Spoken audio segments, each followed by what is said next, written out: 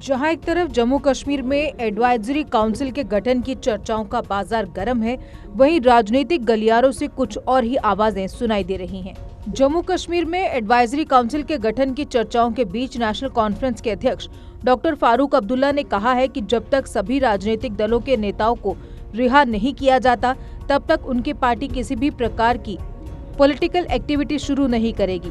एक news agency से बात करते हुए डॉक्टर फारूक ने कहा कि नेशनल कॉन्फ्रेंस तब तक कोई राजनीतिक गतिविधि शुरू नहीं करेगी जब तक कि सभी नेता रिहा नहीं हो जाते। आपको बता दें कि कुछ दिनों से जेकेएपी नेता अल्ताफ बुखारी की अगुवाई में एडवाइजरी काउंसिल के गठन की चर्चा चल रही है। इस काउंसिल में कुछ अन्य नेताओं को भी शामिल किए जाने की चर्चा है। इसी बीच नेशनल कॉन्फ्रेंस वाइस प्रेसिडेंट उमर अब्दुल्ला के सोमवार को नई दिल्ली रवाना होने से ऐसे कयास लगाए जा रहे हैं कि नेका भी अपने विकल्पों को तोल रही है।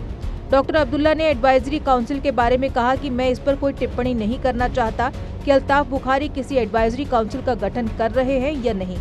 आपको ये सवाल उनसे पूछना चाहिए। हम तो तब तक कुछ नहीं करेंगे जब तक कि सभी नेताओं को रिहा नहीं किया जाता। इसी बीच नेका सांसद मोहम्मद अकबर लोन ने भी कहा कि हम नेताओं की रिहाई तक कुछ भी गतिविधि नहीं करेंगे। आपको बता दें कि डॉक्टर फारूक अब्दुल्ला और उमर अब्दुल्ला समेत नेका नेतृत्व ने पीएसए से रिहा होने के बाद से अब तक आर्टिकल 370 निरस्त किए जाने और जम्मू कश्मीर के पुनर्गठन के बारे में चुप्पी साधी हुई है। वहीं दूसरी ओर वरिष्ठ नेका नेता आगा उल्ला ने पार्टी के शेष नेतृत्व को संभावित विद्रोह का संकेत दिया है। रउल्ला ने एक ट्वीट में उमर अब्दुल्ला के राजनीतिक सलाहकार तनवीर सादिक को उकसाते हुए कहा कि क्या पार्टी 4G मोबाइल सर्विसेज की बहाली और राजनीतिक गतिविधियां फिर से शुरू करने की इजाजत मांग रही है।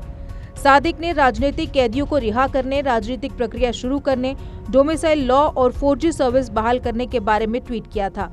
इसी बीच अपनी पार्टी के अध्यक्ष अल्ताफ बुखारी ने सीएम के रूप में शपथ ग्रहण करने की अफवाहों को एक अच्छा मजाक करार दिया है। एक न्यूज एजेंसी से बात करते हुए अल्ताफ बुखारी से जब पूछा गया कि JNK यूटी के पहले सीएम के रूप में आप कब शपथ ले रहे हैं, तो बुखारी ने कहा कि अच्छा मजाक है।